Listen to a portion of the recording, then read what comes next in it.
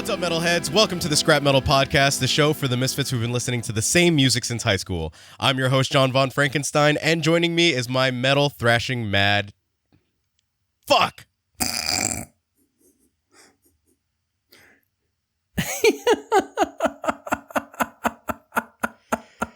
Oh, boy. Oh, my God. I'm leaving it in. What's up, metalheads? Welcome to the Scrap Metal Podcast, the show for the misfits who've been listening to the same music since high school. I'm John von Frankenstein, and joining me today is my metal thrashing mad co-host, Chris. Chris, I gotta ask you, man, am I ever gonna learn this fucking intro?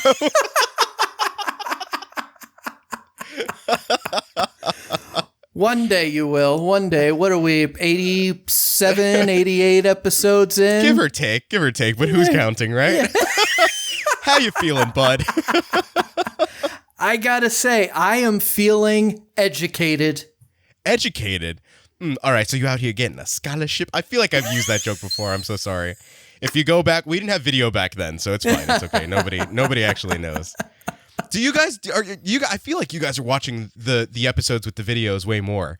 It's like we need you to head over to the podcast and listen to the podcast as well. If you're only listening to the video, you know what if you're folding laundry? What if you're in the middle of some other sort of chore? You know what I mean? You can't look at our beautiful, handsome faces. People always comment on how left screen guy is so handsome. Chris is a handsome son of a bitch. But we've got silky smooth voices. So, Chris, I'm so sorry. I stole your segment. Does this feeling of education have anything to do with how you're keeping your heavy metal street cred? It probably has something to do with my heavy metal street cred. All right, let's hear it. You see, not too long ago, our favorite YouTuber, the Charismatic Voice, released a reaction to Slayer's Raining Blood. And she labeled it as this would be her first and last time listening to Slayer, which Loudwire commented on and thought was like, that's like the perfect title. And this video was so much fun to watch because in the comments, there were a lot of people like, you know, it would have been cool to hear her give her opinions of a song like Seasons in the Abyss, which has a little bit more, like it changes it up. There's more dynamic sounds in it. It has some clean tones. It slows down. It speeds up. It's a better written song and maybe shows off Tom's voice a little bit more. Even a song like South of Heaven is written a little bit better and shows off Tom's ability to sing a little bit more. But if this was going to be her only reaction, Raining Blood is probably the best choice. The only other choice maybe again would be Angel of Death, just to get her to hear Tom scream at the beginning. But I think the way she reacted to Raining Blood was perfect because as someone who loves Slayer, it's so much fun when someone listens to Slayer and is like, making like the bad stink face, like the what is this? What she did the entire time. Yeah, like she did not enjoy it at all. It was raising her heart rate. She's pregnant, so the baby was kicking like crazy. Like she was not having a good time at all, which made it more entertaining. Like I know at the end of the song you have just this cacophony of noise of like feedback and Jeff Hanneman and Kerry King pushing the whammy bar to extremes that no one should, just making all this noise. And the sudden stop and turning to rain, like she jumped because it scared her the way that happened. And I feel like that happened a couple times. But at the same time, she did talk about how like that opening riff, she's like, I can see how that would probably be a classic Slayer riff. Like, just because of how catchy it is in my head after hearing it one time. And like, so she was able to find things to talk about positively. And she also said some interesting stuff where she was talking about how she made a comment on how she was actually going to release this episode, which tells me that there are episodes she has recorded and not released, or maybe didn't finish listening to the song because she just did not like it. And I would love to see those, because those are probably awesome. But it's like her doing Gwar or something like that. Yeah, like she gets like halfway through like Sick of You and is like, fuck this. I can't deal with this right now. There's an alien spraying fake semen from his giant fake penis. I don't want anything to do with that right now. And so I'd love to see those reactions and what those songs were. But one other thing she mentioned is that at the end, like I said, there's the rain sound effects for like a minute at the end of the song. And she said something funny like, what do they do when they play this song on the radio? And all the comments are people like, this song has never been played on the radio. They have never had that problem. I played it on the radio, but it's never been played on the radio. But in the comments, while people were talking about the rain sound effects, I learned something new about the original release of Rain and Blood on vinyl. Apparently, once they hit those rain sound effects, it was a locked groove so that it would never stop spinning. And it would just play the rain sound effects until you turned it off. And I thought that was such a cool thing that they would have done, you know, using the physical medium that they had, which was an album. And they were like, we want the rain sound effect, the raining blood at the end of this album to never stop. And so so they said it was a locked groove so that when you listen to it, I would like to think other vinyl pressings of the album do the same thing. I know newer releases have had some bonus tracks, but I would like to think that a vinyl release still has that locked groove so that when you finish listening to Raining Blood, the rain sound effect never stops. Like you have to stop the record from playing to stop hearing the sound. And I thought that was such a cool tidbit to learn in the comments of this fantastic reaction from the Charismatic Voice. That's awesome. I love her videos, and we've talked about her so often. Yeah. You know what I mean? Like the fact that she made that comment of like, I'll actually release this one. That is so funny. Because like you said, to think that she has had episodes that she's recorded or songs that she's reacted to where she's like, I can't find anything positive about this or anything, like where it sounds like she's like tearing a band apart maybe too much, you know what I mean? Or is just having a hard time speaking positively about it. She's a good sport in that way. Yes, because she is. There are definitely songs that I've seen her react to where you could tell she's like, this is not my cup of tea, but she still tries to give an educated response and an educated reaction to it without just dismissing something. You know what I mean? I feel like I've seen some of that in you. I know sometimes the episodes that I pick are a struggle, you know, when it comes to metalcore or goth music or something like that, as our viewers and listeners have seen in the past. But yeah, we try and, you know, find positive things to say about everything, unless it's like Trapped or someone like that. So what I would love to see is a song that Elizabeth reacts to that starts off one way and then ends up turning into something completely different. Something that like bait and switches her. You know what I mean? Where she thinks she's in for one thing and then you get something altogether different. Or maybe even a band that is looks like they're going to be way heavier and actually sounds much more mainstream or poppy. And that is our episode for today.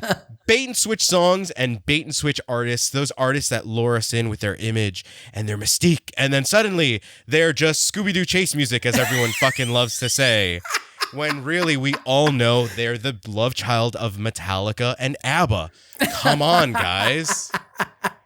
Chris, are you excited to do this bait and switch episode? I am so excited to discuss these bait and switch songs and these bait and switch artists. I'd seen people talking about this online on a Reddit thread, surprise, surprise. And I thought it was such a cool topic because I feel like we have all experienced that, where maybe a song intro is something that you really like and then the rest of the song is disappointing. Or the opposite, where the song intro sounds like crap and then the rest of the song is great. Maybe you avoid a band because they look like some scary black metal band with a zombie pope, and then you listen to them and it's just Boston mixed with Journey. Yes. And so there are so many different directions that this can go in, so many different ways that we have all been baited by the appearance or the sound of a song and felt either completely ambushed or completely surprised and found a new song when suddenly the sound or the song changed. So I'm very excited to discuss this. Yeah, I feel like we have spoken time and time again about bands like Ghost. Yes. Who, you know, I've said it countless times on this podcast. You guys have probably made up a drinking game about it at this point, about how they were something that lured me in because of their image, and that disappointed me when I finally heard them. Because here I was expecting something really heavy and doom sounding, and it was so catchy and so, had such a pop sensibility to the songwriting that it was not at all what I was looking for from them. But then I came to love that cognitive dissonance that you get when listening to or watching, you know, a music video from a band like Ghost. But they're probably one of the best examples, I would say, that I can think of right off the bat, where so many people have said that they don't sound like what they look like. Yes. And oftentimes that will be someone's pitch to a new Ghost fan. It's like, don't let the image fool you. Just listen to the music. Where in reality, if someone told me, I mean, even a band like Him, right? Where I saw the image and I was like, oh, I'm not gonna dig this at all, right? Yep. We've spoken about this. I completely wrote them off. And then in comes episode 75 or something like that. And I'm like, oh my God, I've been missing out on this the whole time because I thought I wasn't gonna like it just based off of the image. So this happens time and time again. Yeah, absolutely. And like you said, Ghost is a perfect example. See, for me, it was the opposite from you, where I saw them and I was like, that's not what I'm trying to listen to right now. And it wasn't until someone told me where they were like, yeah, I saw them. You'll really like them. They do not sound the way they look. It's clean vocals, but you'll love it. Papa Emeritus is the best. And I listened to it. I listened to their album Meliora, and I listened to Square Hammer. That was my introduction to the band. And I was like, yeah, this stuff is fucking cool. And it was so much fun. I feel like even a band like Kiss is like that, you know? Yeah. Gene Simmons looks like he should be in a black metal band, and they're singing, you know, Love Gun. Kissing Time. Yeah, you know, it's so it's always so much fun when that happens. So yeah, I always get a kick out of that whenever it's like, oh, this band doesn't sound the way they look, or they don't look the way they sound. And I'm glad you came around on Him, because I know they get them and CKY get shit on because of their affiliation with Bam Margera, but there's some really good music between those two bands. In that way, CKY can almost also be classified as a bait and switch, because you think that you're in for, like, so I never had the bait and switch with CKY happen to me personally, but I could imagine that if I told someone who knew Bam Margera and like knew what he was about back in the day, and I was like, this is another band that he's into, they'd be like, okay, it's either gonna sound like Him, or, you know, you see the logo, they look like a really like an old school thrash metal band or something like that, just based off of the logo. And then you hear them and it's like these octave riffs and stuff like that, and it's it's a really cool sound that is very unique to them. You don't hear that a lot. So you're not going to give these guys the time of day if you're just thinking like, oh, this is just another band that Bam Margera likes. Yeah. And that's so unfortunate, because it's you'll let yourself be bait and switched by the person that you associate with them. Yeah. You know what I mean? But we're talking a lot about artists that pull a bait and switch on us. Do you have any songs that you can give us that pull a real big bait and switch? So I don't know if this is a big bait and switch, but it definitely fits the bill and was kind of like the song that set off the light bulb when I saw people having this discussion online, and I was like, oh yeah, that is true. And that's the song Crazy Train by Ozzy Osbourne. Okay. That opening is fantastic. And the riff for the opening is fantastic. And then it goes in a completely different direction. Still a very good song. Still has a fantastic Randy Rhoads solo in the middle of it. But that intro fucking rules. And they play it once at the beginning and once at the end, and that's it. You know, it's so fucking cool. It's been used in hip hop songs. I remember trying to listen to Crazy Train in high school, and everyone thought it was some like Lil Jon song or some shit. And I was like, no, it's fucking Ozzy Osbourne and Randy Rhoads, you dumbass. Dude, at my prom, the year that song dropped, '07, to fucking date myself there. Just, I remember them playing that song and everyone in the crowd is going, party like a rock star, party like a rock star. With the da-na-na-na-na-na-na. And I'm like, oh, I fucking hate this. But that shows how fucking cool the opening is and how no one really cares about the rest of the song. And like I said, I still like the rest of the song. It's still a very good song, but it is similar to my feelings of when we talked about our favorite instrumental songs. And I talked about Incontinence by X-Hoarder. The intro is the coolest part. And then they never returned to that riff, which makes me believe that instrumental was just X-Hoarder being like, we came up with like 12 different riffs and can't turn any of them into a song. So let's just play them all in a row and call that a song. Like it's a bummer when that happens because you listen to the song because you like the first 25 seconds of it. And then the remaining 3 minutes isn't as good as that first 25 seconds of the song. So even though it's still a good song, I felt like Crazy Train was, you know, the song that people were talking about. And it's a song that kind of shows what we're talking about when it comes to bait and switch, where it pulls you in with this really cool riff, this really cool sound, something that is super catchy, and then is like, all right, now we're never going to play that again. Yeah.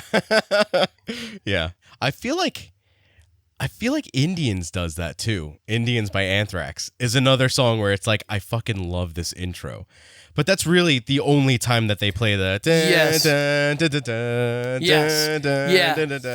the specific intro is different. They play something similar to the intro throughout the song. But I just love the entire fucking song. So there's no part of that song where I'm like, oh yeah, this isn't as good as another part. Like I love the whole fucking song, but I can see that as well. And Anthrax is a band that I kind of thought of because I know the opening track on For All Kings, it's an intro. So it's the sound of like drums and like a crowd yelling and like some other stuff going on.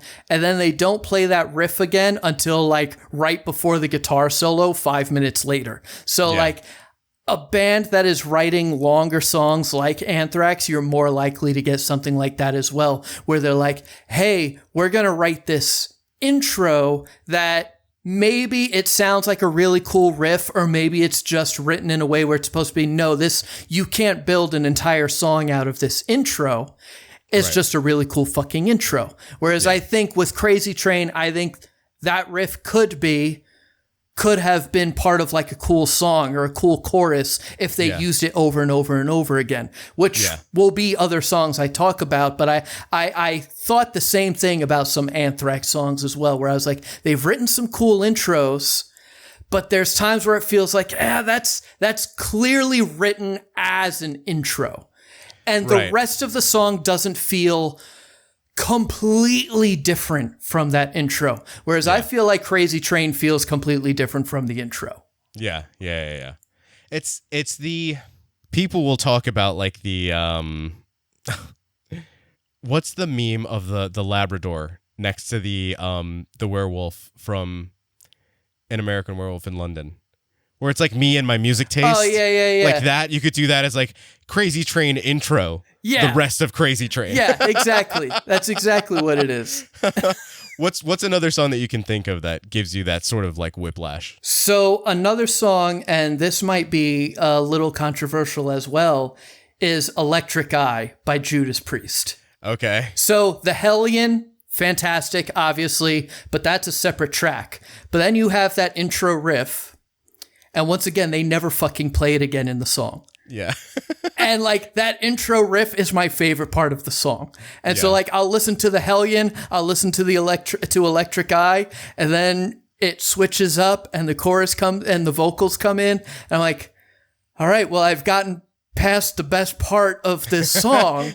I'm not sure why I'm still listening to it. And I know that they like kind of bring it back during some of the choruses, and I think they play it again at the end, but that fucking intro rules. Yeah. And I wish the whole song made a lot more use of that intro. They used that in a minivan commercial, I think. Yes. For like a Honda Odyssey or something, right? Because I think Andy brought it up when we had him on for our Iron Maiden versus Judas Priest. And he was like, I'm pretty sure Honda Odyssey used the Hellion and Electric Eye for a fucking commercial. Like, yes, it's been used in a Honda Odyssey commercial because it's a cool fucking song and intro, and the rest of the song, it's okay. Exactly. I don't know. I don't want to say that all of these cases are going to be riffs that they had lying around, maybe that they couldn't develop into something else. Do you think that maybe has something to do with it, where it's like, we have this really killer riff, we don't want to just have an instrumental where we're just repeating that same riff over and over again? Is there a song that needs an intro that, you know, contrast be damned, we're going to throw this on there now as the intro to another song we've been working on? I could definitely see that more with Crazy Train, just because I feel like throughout the song Crazy Train, there's the intro and the ending that are the same, but in the middle, you really don't get that same intro. With Electric Eye, I could almost see that they wrote the song. There's parts of the intro that are in the chorus, and I can almost see them having been like, hey, we need an intro for this song, and I kind of like these few notes I play in the chorus. Let me see if I can build on that. Yeah. And so I feel like Electric Eye, maybe not so much. Crazy Train, it's entirely possible that they were just like, hey, we need an intro, and it sounds weird to just start with the riff that I have, but I have this other idea that I can't build a song off of. Let me just throw them together, which I feel like you hear lots of stories about that. I feel like Day in the Life by the Beatles was that, where like they had two half songs and we're like, let's just throw them together. I feel like I've read stories. I don't know the specific songs, but I feel like I read in the liner notes of like a Pantera best of that they had songs that were like riffs that Dimebag would use for sound check. And all the time he'd be playing this riff, and even he'd be like, I wish I could write a fucking song out of this. All I do is write a fucking riff. And then 3 years later, after he's been using it as a riff, he's finally like, all right, I finally found the inspiration to write the whole song. So I'm sure that happens all the time. That was Crazy Train. Crazy Train was an exercise that Randy Rhoads used to give to his students during guitar lessons. I remember reading that in Guitar World years ago. That it was, they had an interview with like someone who took lessons from him back in the day, like back when he was still in Quiet Riot. Yeah. And he was like, the Crazy Train riff is just an exercise that he would give me to get used to picking between two strings and like get used to pedaling back and forth between the two strings. And then, you know, years later, I'm listening to the radio and here's this riff that I used to use as an exercise, you know, and it's being used to intro an Ozzy Osbourne song. I mean, that was Black Sabbath as well. I believe Geezer Butler was playing the tritone as a warm-up, and Tony Iommi is like, that sounds scary as fuck if I play it slower. Yeah. And wrote a whole song out of something that Geezer Butler was doing as a warm-up. I didn't want it to be like, here's stuff that could have been great. Yeah. You know what I mean? Like, I think that there are definitely cases where you have a song that starts out really cool. Like The Game by Disturbed starts out really cool, but I only ever would listen to the intro. And then I never listened to the rest of the song because it's just too like, I don't know. I liked the intro way more than I liked the rest of the song. So if we're going off of that sort of bait and switch mentality, it was something that hooked me right in the beginning. And I feel like a producer told them, like, just build on that hook for a little bit. And then fine, throw in whatever verse riff it is that you want to throw in. Yeah. But it just never felt cohesive, to me anyway. It never felt like something that was going to keep me listening to that song for the rest of the song. Yeah. You know what I mean? One bait and switch song that I can think of, and I had brought it up in our, I think it was our Clean Intros episode, is the song Satellites and Astronauts by In Flames off of the Clayman album. I love that song because it is the perfect example of, no, I'm sorry, it's not Satellites and Astronauts, it's Square Nothing. It starts off with that really clean intro and has like this sort of ambient first verse and then kicks into a regular like Swedish melodic death metal song for the rest of the song. But they come in real heavy on spent some quality time with a demon of mine. That's the song. That's the line that brings the song into the heavy part. And in that way, it kind of lulls you into this false sense of like, oh, cool. Here's a little like number 5 track ballad, right? That you can like, all right, this is where we slow things down a little bit, and then, you know, really nice and relaxing, okay, kind of taking the vibe back a little bit, and then it just like catapults itself forward. Yeah. And I like that because it creates that feeling of whiplash. It gives you that unexpected jolt and jump in energy out of a song that I think is just really good songwriting. You know what I mean? Yeah. It's not a negative per se, like I'm never left wanting more from the song. I'm never like, in this case anyway, I'm never like, I wish they would have just stuck on that ballad intro that they had going on. You can see how they were able to craft it in a way just by really good songwriting so that you've got one thing that kind of just lulls you into a false sense of security and relaxation and then really pumps things up. And like you can feel the circle pit starting once the heavier part comes in. And it's cool because they use a lot of the same, like the melody that comes in when they first go into the heavier part. It is this sort of like driving, you've got the double bass going on and this sort of driving riff with that feeling of like forward motion. You know what I mean? I love stuff like that because in this case anyway, where it doesn't feel like it was something that was tagged on or something that it was like, oh, this was a warm-up that they used to use that just got thrown in here. You can see where it's deliberate. Yeah. It's done deliberately as a just as a songwriting trick to help give some dynamics to the song, which I think that's a really cool concept of just helping to build dynamics within your music so that it's not constantly just pummeling. You know what I mean? Like, you can throw a death metal album on and, you know, it's just constant double bass, constant slam riffs, constant grinding guitar, and like crazy Kerry King style solos. And that has its time and place. But then other times when you can see the those songwriting muscles being flexed, I love that. I love that. Do you have another example where it's like, wow, this was a really well crafted bait and switch moment of songwriting?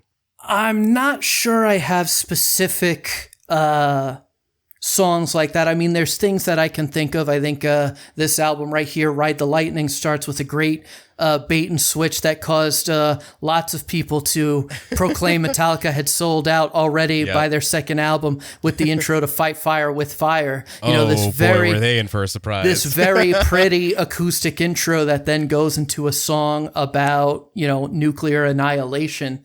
And we have talked about that a lot, how acoustic guitar is just as important in thrash metal as the distorted guitars and the angry vocals, because you kind of want that contrast to show how fast and how heavy these songs can get. And some bands make a career out of never letting up, you know, maybe only using clean tones. A band like Slayer comes to mind, who I can only think of one song that ever uses an acoustic guitar. And they're always using distorted guitars, sometimes clean guitars, and they've made a career out of that. But then you have a band like Metallica, you know, a band like even Testament with the New Order. There's lots of acoustic guitar. A band I've talked about a lot, Hexen, lots of acoustic guitar on their album, Age of Insurgency. And you see these songs, like you're saying, it shows a certain amount of songwriting prowess to be able to say, hey, I'm going to use an acoustic guitar, I'm going to use a clean tone, and then I'm going to punch you in the face with my awesome thrash metal riffs later on. And it's all going to be cohesive. It's not going to sound disjointed. There's going to be contrast because it's different sounds, but it's going to sound cohesive together. And I'm going to be able to write a 9-minute song that sounds cohesive, even though I am using every single guitar I have available to me at this time. So it's very cool when you see that. But I do feel like recently we were baited and switched by Metallica, where they released Lux Eterna. I feel like we just talked about this not too long ago. Fantastic fucking song. And then the rest of the album is trash. So that was a real bait and switch there from Metallica. Once again. But it's what's funny about that is that I have experienced that multiple times before, where I heard a song and was like, oh, this album's going to be great. And I buy the album and I'm like, fuck, I just spent $12 on this album and there's 2 good songs on it. And the band that immediately comes to mind is the Ataris. Because I heard song 13 in the video game Aggressive Inline, and I was like, this song fucking rips. The Ataris sound like a cool fucking band. I'm going to buy this album. I believe that album is called End is Forever. And I listened to it, and the rest of the album is not good. But that song, really fucking good. And I also forget if this was before or after I'd already heard their cover of Boys of Summer, which I also really like. Yeah. You know, they do a great job with that cover. I'm pretty sure they played that at the MLB All-Star Game, whatever summer that song came out. So like that was a big deal. So I don't know if I had heard that already or if I was basing the band completely on song 13, but I buy this album, I listen to it. It's not that good. That like the first lyrics are a reference to Ice Cube, because the first thing he says is today was a good day. At least I didn't have to use my AK. I think later in the song he references Clerks and like visiting the Quick Stop. But then the only good songs are song 13 and then the song right after it, Teenage Riot. Rest of the album, super disappointed. Definitely felt like I got bait and switched by the Ataris.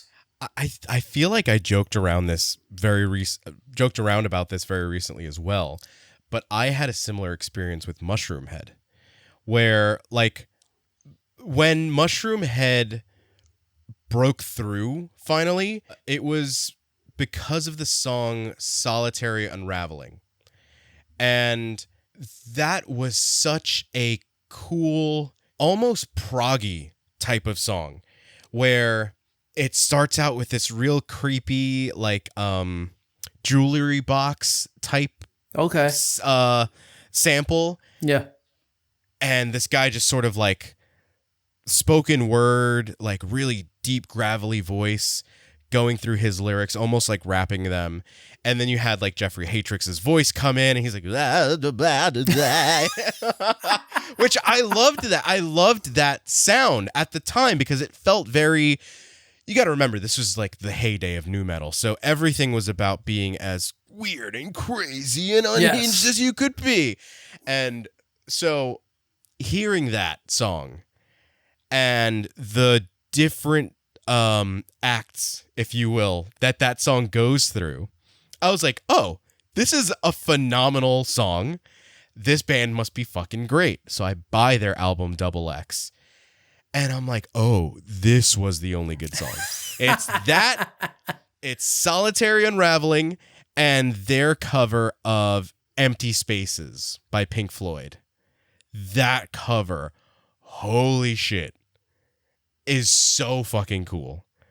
Because again, you've got Jeffrey Hatrix's voice, and it's just, what shall we do to fill these empty spaces?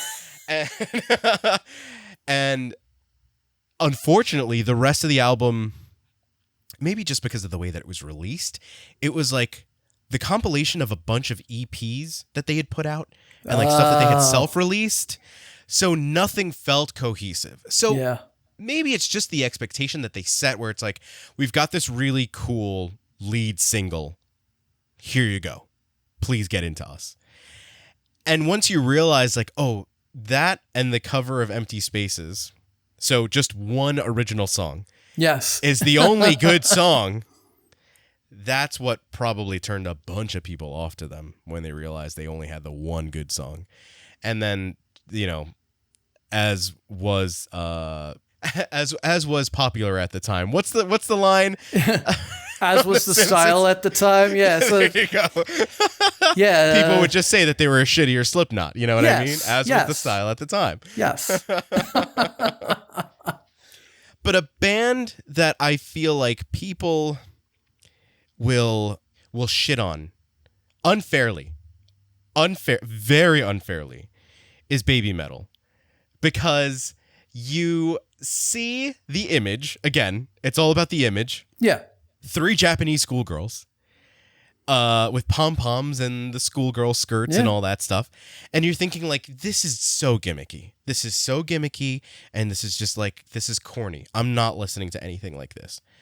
But I dare you, I challenge you to go into this ignoring the image completely. And you're like, oh shit, this is really fucking good. They are so...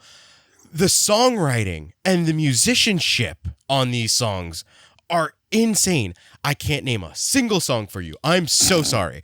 But my point is, if you just listen to them and you just give them a shot, they are probably another band like Ghost, where it's like, there's no way I'm going to be able to get into this band. And you listen to them and it's like, holy shit, this is way cooler than I actually gave them any credit for. Yeah, have you listened to them at all? You checked them out at all? I have listened to BABYMETAL, and it's not for me. And because I remember at the time, I don't know where I heard it, but like it was probably I was watching WWE NXT at the time, which used Square Hammer by Ghost as the theme song of one of their like live specials. And so a few months later, BABYMETAL is being used as one of the songs for the live special. And I'm like, the vocal style or something about it, I was like, this is not for me. I do not want to hear this at all. And I remember like posting something online back when Twitter was still Twitter, like basically saying like, what the fuck is BABYMETAL and why is it on my TV right now?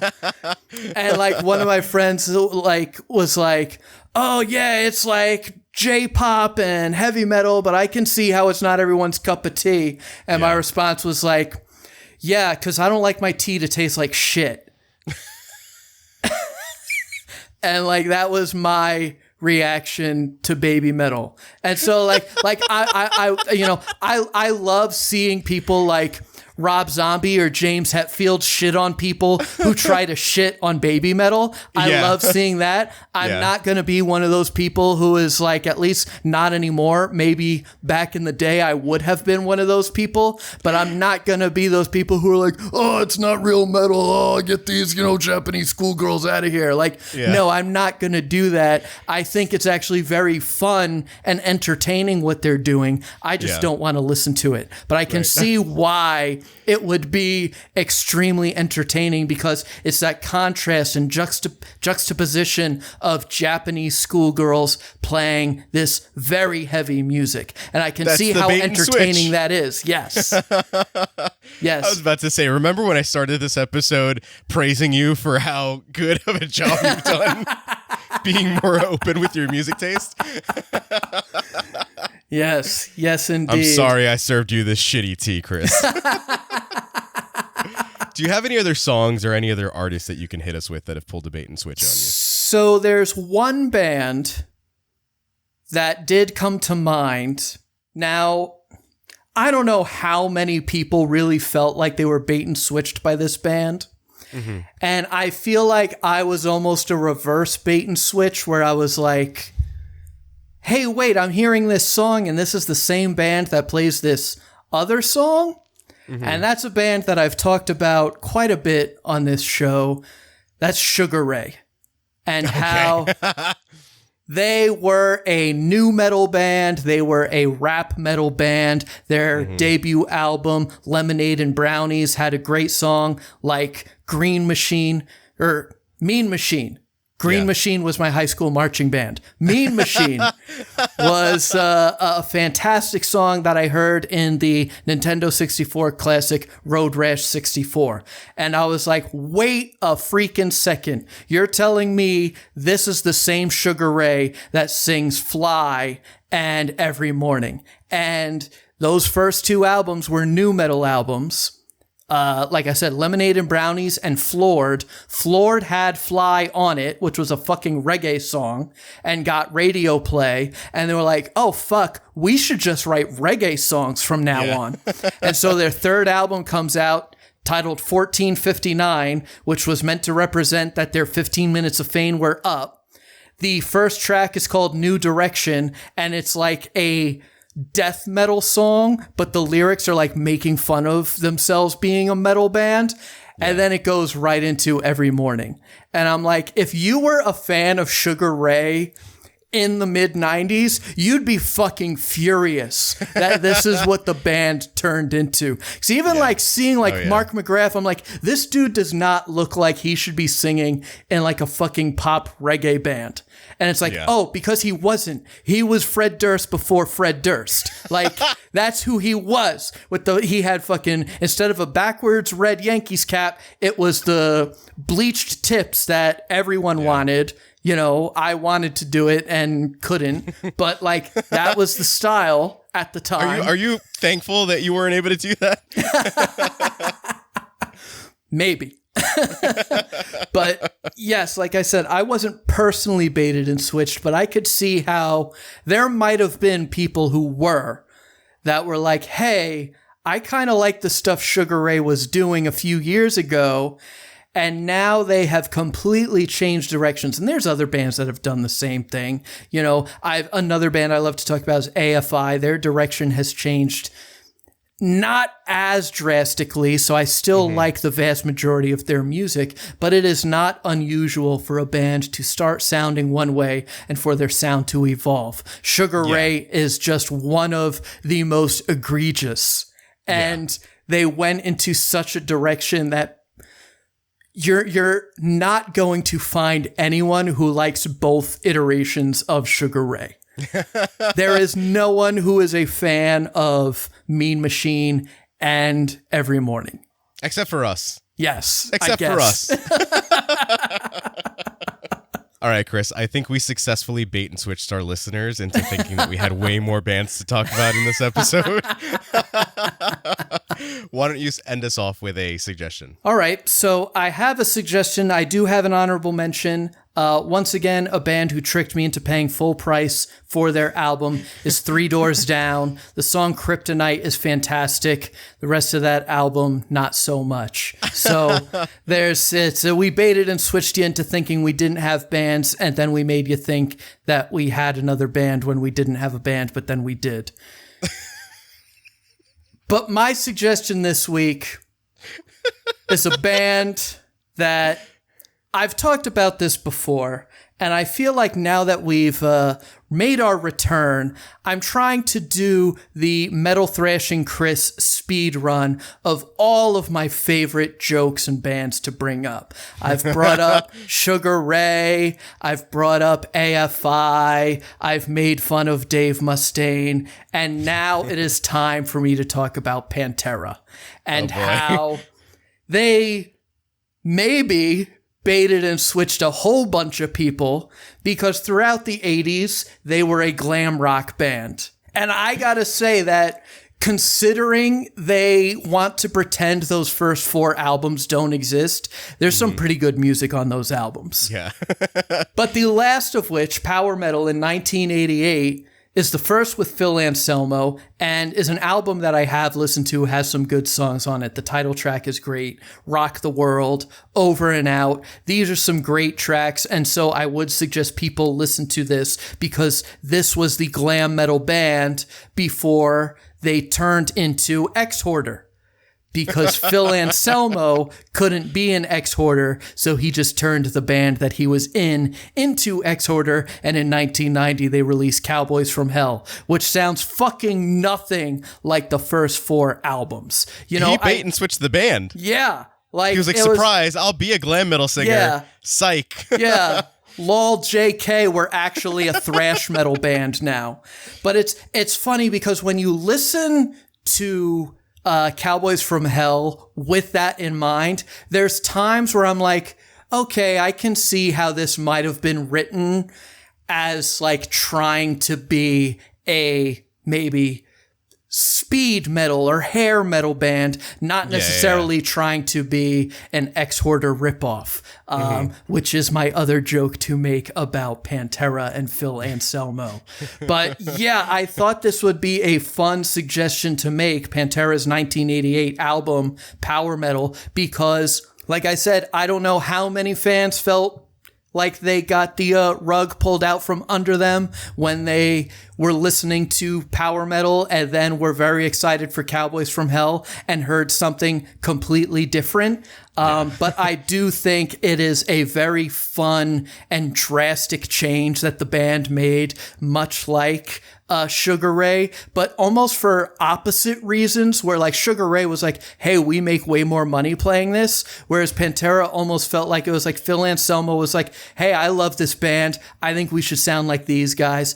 Obviously, Dimebag wrote some great riffs for that Cowboys from Hell album, so obviously they wrote some really great songs, but yeah, I always get a kick out of how they were a, you know, glam metal band. And that's my suggestion, is listening to their last glam album, Power Metal. I should have seen it coming. I should have seen it coming all along. But the good thing is you inspired me.